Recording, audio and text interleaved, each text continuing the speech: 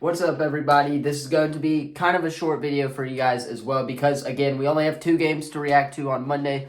It is Monday, but we also have a new AP poll to go over and some college basketball news, I guess NBA basketball news as well to go over. First of all, though, Auburn, ranked number 16 in the AP poll, dropped a few spots. You got to get wins to get back into the top 10, right? That's going to be a discussion going forward that we'll have here on Thursday, hopefully on the channel as well. We're going to talk about what Auburn needs to do to get those wins as well. We got a full week of college basketball this week. We've got Duke, North Carolina, so we're going to give our prediction for that. We got Tennessee, Kentucky this week. There are some really marquee matchups during this week that are going to be playing along a big factor come March Madness time in the NCAA tournament. Of course, though, it is Monday, so you know what we got to do, react to the conference championship games. There's 2 games to react to. Lions fans, again, you guys should be ecstatic coming off of this win. Obviously, I know you guys are a little bit let down, but you guys should be happy with where your season went this year, especially no one thought you were going to win this NFC North Division.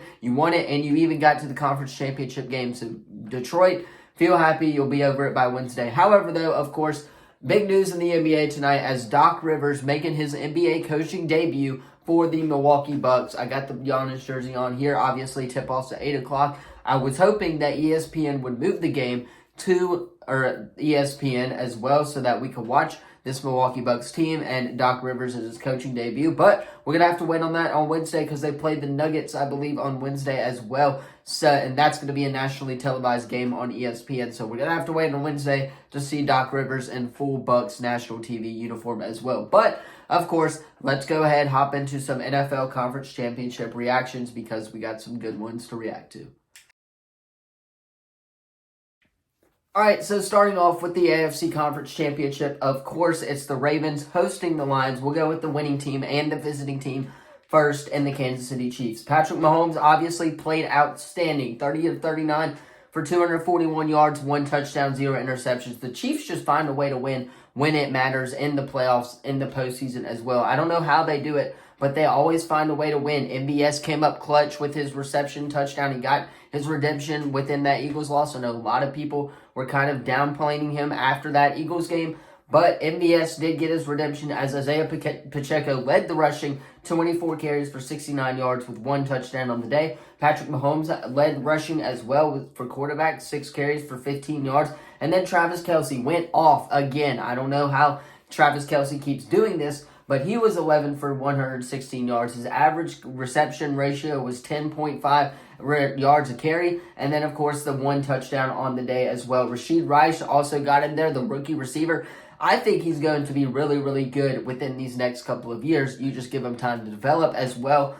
I think he's going to be really good. He came second in receiving, leading all receivers with 8 receptions for 46 yards. Obviously, you're not going to top Travis Kelce and the big tight end with his big weapon. But MVS, 2 receptions for 39 yards, one of them being a really important one towards the end of the game, which sealed the game on the first down play. And, of course, the Chiefs go on to the to the Super Bowl, I might add. Harrison Butker kicked about 5 of those points as well. But the Baltimore Ravens, of course, Lamar Jackson struggled. He was 20 of 37 for 272 yards, 1 touchdown, and 1 interception. But he led the team in rushing with 54 yards a carry for 8 carries on the day as well. And then Zay Flowers caught the lone touchdown, 5 receptions for 117 yards. He led the team in receiving, obviously. Nelson Aguilar also got in there a little bit. OBJ did not get in there at all. He caught 3 receptions. I'm sure he was targeted a bunch more, but he did not have a lot of receptions. I think that is kind of the factor in there, is that Chiefs defense is really, really good come playoff time. Nobody can stop that Chiefs defense. And then, of course, everybody on the offense just steps up whenever they have to, and they get the win and move on to the Super Bowl. So, one more game, we'll have to deal with the Swifties, but I think we can all pull through it. Obviously, we wanted it to be Lions-Ravens, but that's not going to happen, and it's 49ers-Chiefs in the Super Bowl. Let's go ahead and talk about this next game, though. One more game, and we're almost done with the Swiftie stuff. All right, moving on, of course, the San Francisco 49ers hosting the Detroit Lions in a really good game. for the most part. They kind of ran away with it at the end there. They got some pity points at the end, but it really didn't matter ultimately. Taking a look at the visiting side of things, and of course the losers. Jared Goff played absolute great. He was not the problem in this championship loss, so we'll talk about what the problem was here in a second. But Jared Goff, of course, was 25 of 41, 273 yards, 1 touchdown, 0 interceptions. Montgomery had a touchdown. Jahmyr Gibbs had a touchdown. Jameson Williams had a touchdown. Pretty much every running back had a touchdown during this game. But David Montgomery led the way with 93 yards for 15 carries. And then, of course, 12 carries for 45 yards was Jahmyr Gibbs. And then Jameson Williams had 2 really big touchdowns. He had 1 receiving touchdown and 1 rushing touchdown, which at the end of that game kind of gave them a little bit of hope, at my time, for the Detroit Lions. But Sam Laporta obviously leading it for receiving-wise. He was 9 receptions for 97 yards, 0 touchdowns. Again, Jameson Williams having the only receiving touchdown on the day. Amon-Ra St. Brown kind of struggled, 87 yards. They found him a lot in the first half, but they couldn't find him a lot in the second half. So I'm not sure what happened there as well. Now, again, peeking over at the 49ers side of things, Brock Purdy, 20 of 31, kind of struggled a little bit, 267 yards, 1 touchdown, 1 interception on the day. CMC, obviously, 20 carries for 90 yards, and then 2 rushing touchdowns as well. Kind of went hurt down at the little bit of the end, but he should be good to go for the Super Bowl.